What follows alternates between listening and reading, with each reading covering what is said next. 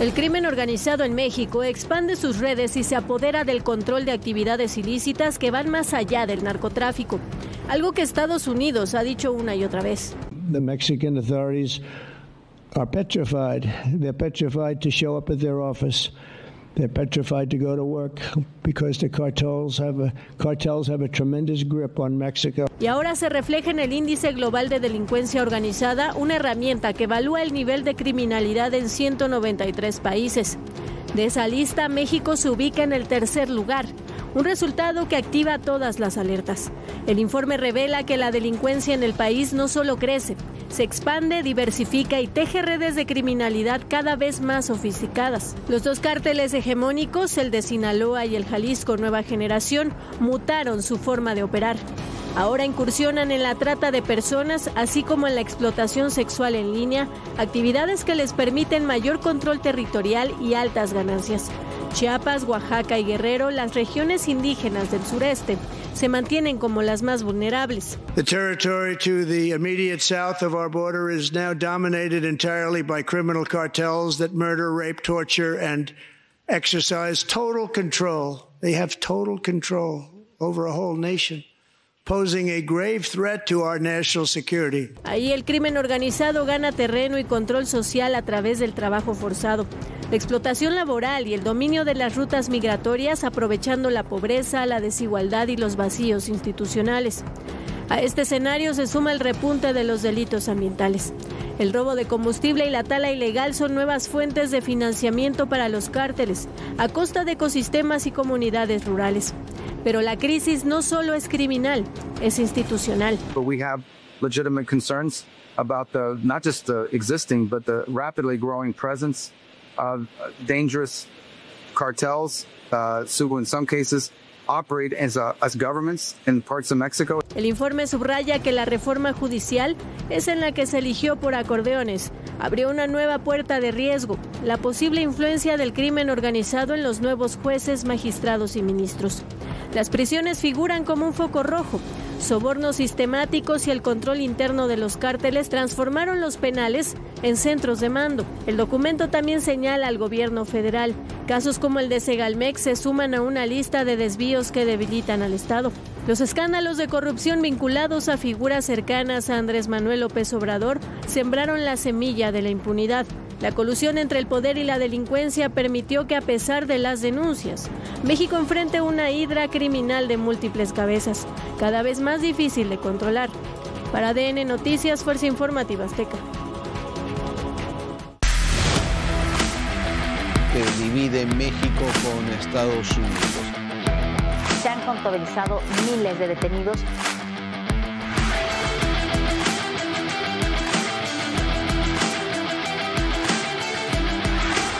Continúan las repercusiones. Una lucha de traiciones.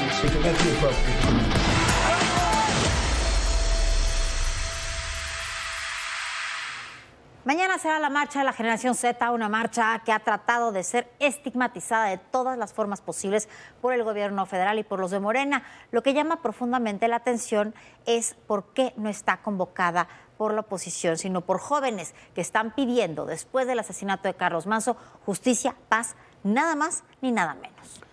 Mire usted, se ha dicho de todo, hasta que esta manifestación, esta marcha, está organizada por operadores nada más y nada menos que del presidente argentino Javier Milei, y que grupos de ultraderecha que se han usado miles de robots, de bots para convocarla. La verdad es mentira. Los convocantes, como se dice, son orgánicos, o sea, son personas reales, y ahí están. Tampoco son representantes de la ultraderecha, ni mucho menos están organizados desde Argentina o desde cualquier otro lugar del mundo. Lo que pasa es que en la 4T todo lo que se opone a ellos es calificado como de ultraderecha, fascista, racista, misógino, cuando casualmente muchos de sus integrantes podrían caber perfectamente en esa calificación.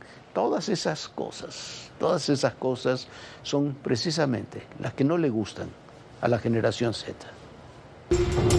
El sábado 15 de noviembre está marcado como una fecha en la que miles de personas, encabezadas por jóvenes, saldrán a las calles de la capital del país y en al menos 50 ciudades para protestar contra la corrupción e inseguridad que se vive en prácticamente todo México. La movilización fue organizada por la llamada Generación Z, jóvenes que utilizan herramientas digitales para expresar su descontento por el actuar de los gobernantes, principalmente de la 4T, pero que esta vez dejaron a un lado sus comentarios, parodias, posteos, videos y memes para salir y ser escuchados. Se trata de la primera gran muestra de este movimiento social de la Generación Z en territorio nacional. La marcha arrancará a las 11 de la mañana desde el Ángel de la Independencia. Avanzará por Paseo de la Reforma, Avenida Juárez y 5 de Mayo, hasta llegar al Zócalo. Al no contar con líderes visibles o un canal de comunicación oficial, provocó escozor y temor en los gobiernos morenistas que no creen que una manifestación de este tipo pueda ser orgánica de expresión popular. ¿Qué detonó el despertar de la Generación Z? El asesinato del alcalde de Uruapan, Carlos Manzo, el 1 de noviembre en plena plaza pública del centro del municipio, donde realizaba el Festival de las Velas.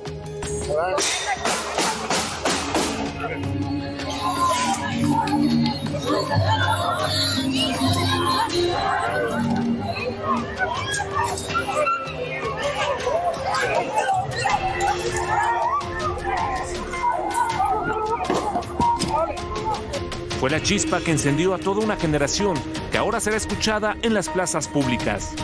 La fuerza del movimiento, pero sobre todo la indignación y el hartazgo de la gente, provocó que diversos sectores de la sociedad civil anunciaran que se unirían a la movilización.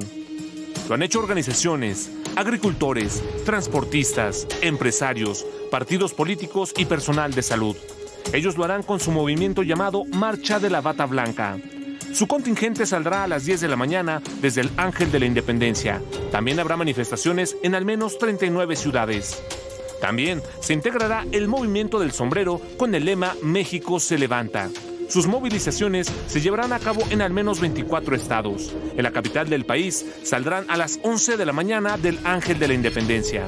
Todo esto es lo que ha sembrado a la 4T, que en los últimos días ha dedicado muchísimo tiempo a desacreditar y explicar toda una trama inverosímil que incluso involucra a gobiernos extranjeros como Argentina con Milei y todo un plan desde lo más oculto de la web para obligar a que la gente salga para protestar contra el gobierno. Desde luego, no es por la manipulación, fraudes, inseguridad, corrupción y varios delitos que siguen saliendo a la luz cada día de los más altos personajes de la Cuarta Transformación. Lo cierto es que los mexicanos ya se cansaron de la inseguridad, de la falta de medicinas, del despilfarro, del cobro de piso, los asesinatos, los asaltos, los desaparecidos y de la corrupción de políticos y funcionarios. Por eso tomarán las calles en una protesta histórica. Ciudadanos, sean valientes como lo hizo Carlos Manzo. Dio su vida para despertar a este país que se encuentra lleno de puro narcogobierno. Vamos este 15 de noviembre a salir todos juntos a decir que ya basta de esta corrupción, que ya basta de todos estos asesinatos. El gobierno federal ha tratado de minimizar la marcha, incluso permitió un supuesto plantón magisterial, pero ante la indignación ciudadana por su insensibilidad no le quedó de otra que retirarse. Durante décadas, los integrantes del partido en el poder hicieron de las calles su... En 1991, Andrés Manuel López Obrador, entonces líder del PRD en Tabasco, encabeza el denominado Éxodo por la Democracia desde su estado natal al Zócalo capitalino. Acusa fraude en elecciones locales. De ahí se la pasaría de marcha en marcha, de manifestación en manifestación, hasta que en 2006, y afectando a millones de capitalinos y comercios, cerró durante 47 días Paseo de la Reforma, argumentando, como siempre, fraude en las urnas. En ese plantón masivo acompañó al tabasqueño la presidenta Claudia Sheinbaum, quien en los últimos años participó en caminatas masivas en donde a viva voz defendió que manifestarse es un derecho democrático. Y no se puede dejar de lado al senador Gerardo Fernández Noroña, quien hizo carrera precisamente desde la protesta, megáfono en mano, bloqueos, marchas y acciones de resistencia. ¿Cómo olvidar aquellos días de 1996, cuando se tiraba a los pies del entonces presidente Ernesto Zedillo a las puertas de Palacio Nacional? Todos ellos se manifestaron. Lo paradójico es que hoy desde el poder, esos mismos liderazgos desacreditan las marchas ciudadanas que no vienen de su proyecto. Las llaman golpistas, clasistas, de la derecha o movilizaciones artificiales. Las marchas que ayer consiguieron legitimidad hoy son desdeñadas cuando provienen de otros actores. Fuerza Informativa Azteca. Mientras tanto, quizás para descalificar o obstaculizar la marcha de mañana, continúan no exentas de provocaciones y violencias las manifestaciones y bloqueos de la coordinadora. Desde las primeras horas de este viernes, integrantes de la Coordinadora Nacional de Trabajadores de la Educación se movilizaron en distintos puntos del país, como parte de su paro nacional de 48 horas. En los accesos y salidas de la Ciudad de México, tomaron las casetas de las autopistas México-Cuernavaca, México-Puebla y México-Toluca. De Chiapas a Sonora, con la coordinadora. De Chiapas a Sonora, con la coordinadora. Aquí y allá, la lucha seguirá. Los integrantes de la CENTE levantaron plumas y permitieron el paso libre a los automovilistas por varias horas. Mentira, no es cierto, nada está resuelto. Mentira, no es cierto, nada está resuelto. Este es nuestro regalo de Buen Fin al pueblo que circula en estas autopistas concesionadas. Un día antes, en la Plaza de la Constitución, donde extrañamente intentaban establecer su plantón, ingresaron al Zócalo con poca resistencia de la policía.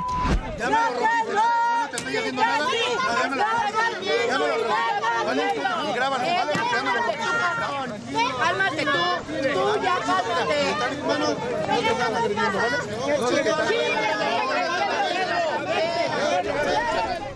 Detrás de las vallas metálicas de 3 metros instaladas por el gobierno federal, lanzaron consignas, mientras otros grupos trataron de superar a los policías de la Secretaría de Seguridad Ciudadana sin éxito.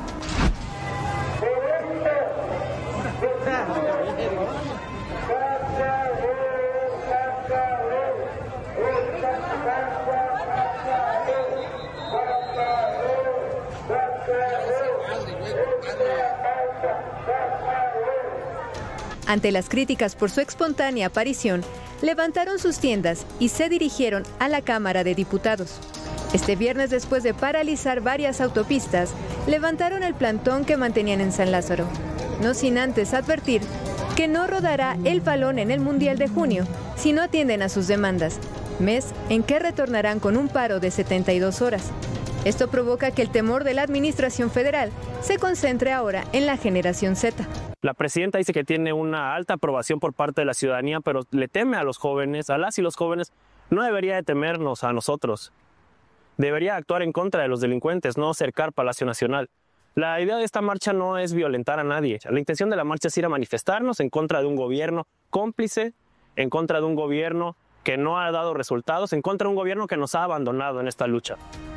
Por lo pronto, este viernes un grupo de jóvenes bloqueó la circulación sobre Avenida Insurgente Sur, a la altura de Ciudad Universitaria.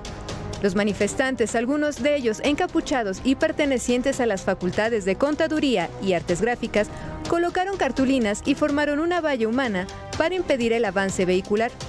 Los estudiantes exigen la destitución de la directora de la Facultad de Psicología, acusando presuntas irregularidades administrativas y falta de atención a las necesidades de la comunidad estudiantil. Bueno, muchos hablan de la generación Z, pocos saben lo que es.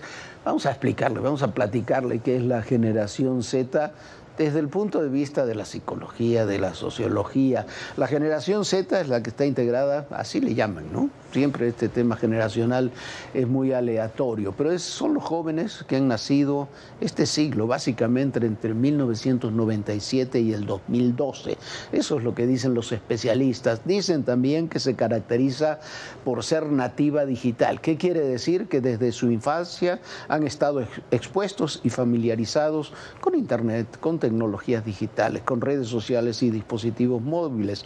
Todos nosotros, la mayoría de nosotros, hemos sido analógicos o un poquito analógico, o mucho analógico y un poquito digitales. La generación Z son nativos digitales. Toda su vida han estado en redes. Y sí, y por ser nativos digitales dominan el uso de la tecnología y acceden fácilmente a la información desde edades muy tempranas, por lo que tienen una capacidad notable para adaptarse y aprender nuevas tecnologías. Son jóvenes flexibles en su percepción de cuestiones de género y estructuras familiares, muestran independencia, son multitareas, multitasks, pero como todo el tiempo tienen poca atención breve debido a la sobreexposición digital. Pero también son jóvenes que poseen, eso es lo que dicen los sociólogos, un fuerte compromiso social y ambiental que no pasa por los partidos políticos y que, como los convocantes de la marcha de mañana, suelen participar activamente en causas como el cambio climático, la igualdad racial y de género y la justicia. Todo lo contrario de lo que dice el gobierno que son. Esta no es una marcha de la ultraderecha ni remotamente. Son de jóvenes que piden paz, justicia y seguridad. Bueno, ¿y por qué están tan interesados en este momento estos jóvenes de salir a la calle? Porque tienen incertidumbre sobre el futuro laboral, porque están y enfrentan mercados inestables que deben adaptarse a empleos flexibles, prefieren vivir experiencias inmediatas y tienen altas expectativas como consumidores. Demandan autenticidad y responsabilidad en las marcas y en los gobiernos, y eso seguramente es lo que no están viendo. Es una generación que rechaza la manipulación, la injusticia, la falta de ética. Esos son, según los sociólogos, no lo decimos nosotros, no estamos inventando el hilo negro, esos son, según los sociólogos, los jóvenes que son los convocantes a la marcha de mañana. Por supuesto, no irán solamente esos jóvenes, seguramente irán muchas otras personas de otras generaciones, de otras edades y de otras visiones personales, sociales, culturales, políticas. Pero quedemos en claro, esto no tiene nada de fascistas o ultraderechistas como se han empeñado en calificarlos desde el gobierno federal. Una y otra vez, no entiendo por qué le tienen tanto miedo a la marcha de mañana, Vivian. Y vamos a otro tema. En Guerrero se les ocurrió hacerle un homenaje al exgobernador Rubén Figueroa Figueroa por el 117 aniversario de su nacimiento. Figueroa Figueroa es un político que está acusado de ser un represor y uno de los mayores impulsores de la guerra sucia en el estado cuando fue gobernador. La gobernadora Evelyn Salgado Pineda despidió a la directora de Actividades Cívicas de la Secretaría de Cultura Estatal, a Jimena Yareli Muñoz, quien fue la que organizó y se le ocurrió este homenaje en coordinación con el alcalde morenista de Huitzuco, la tierra natal de Figueroa Figueroa, Eder Nájera Nájera. Bueno, ahí están. Siendo candidato a gobernador, Figueroa Figueroa fue secuestrado el 30 de mayo. Hay que hacer un poco de historia. Fue secuestrado el 30 de mayo de 1974, hace mucho tiempo, por integrantes del Partido de los Pobres, esta guerrilla encabezada por Lucio Cabañas Barrientos. Esa guerrilla que ahora de alguna forma es lo que sigue siendo el ERP. El ERPI han ido degenerando mucho con el tiempo. El candidato fue liberado el 8 de septiembre del mismo año tras un fuerte operativo militar.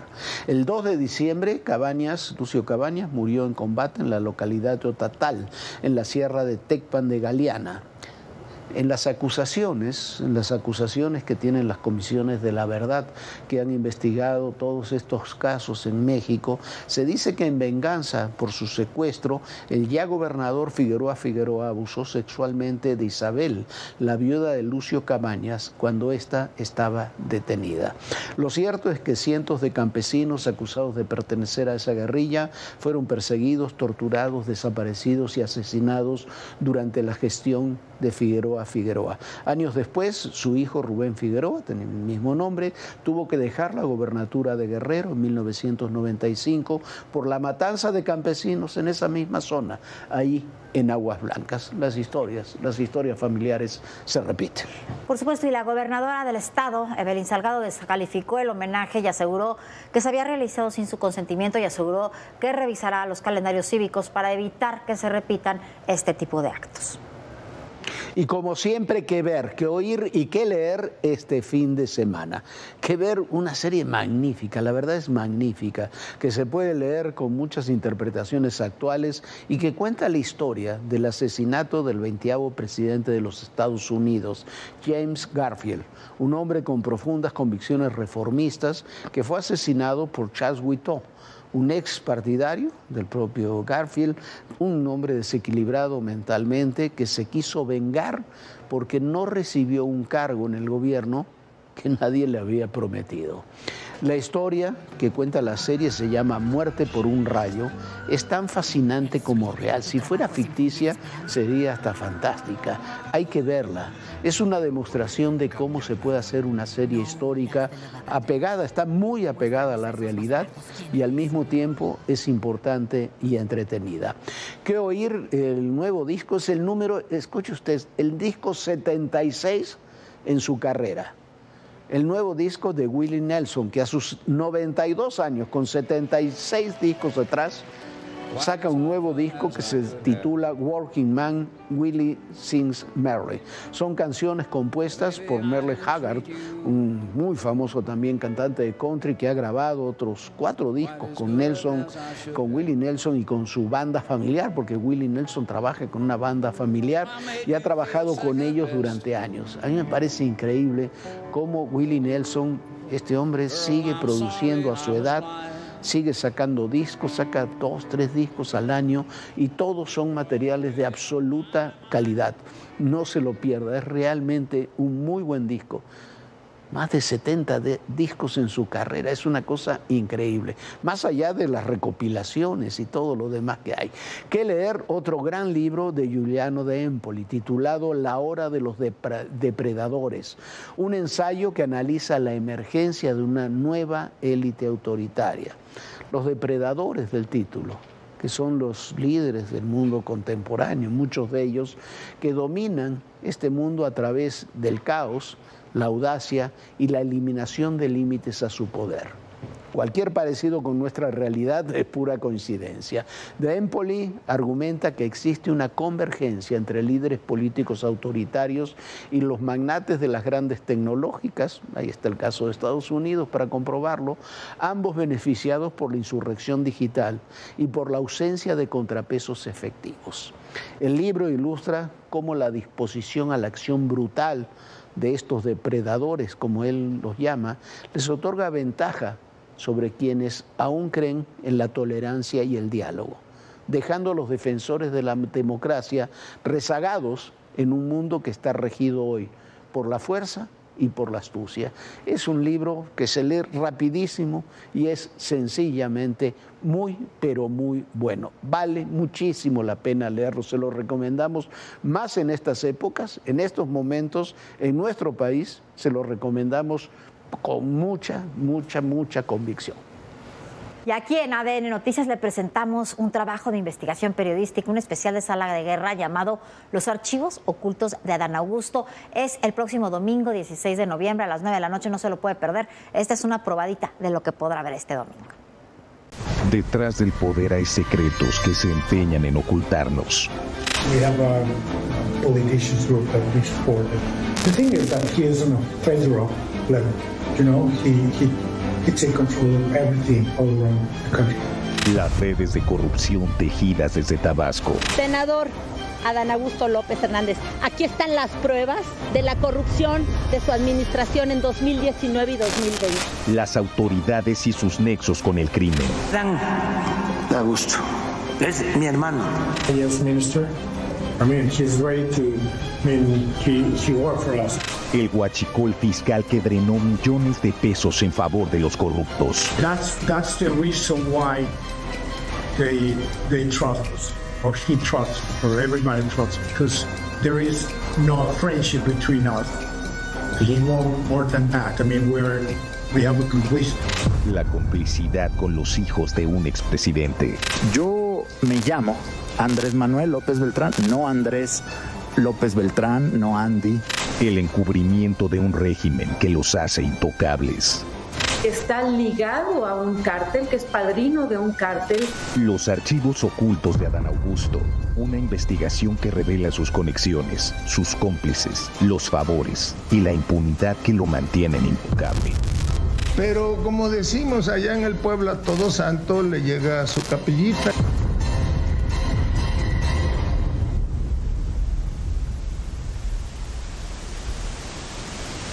domingo 9 de la noche a través de la señal de ADN 40.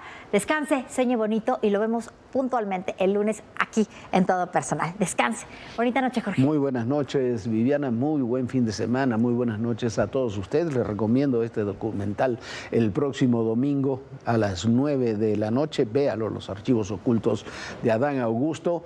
Y recuerde, en el poder y en la política todo, pero absolutamente todo es personal. Gracias.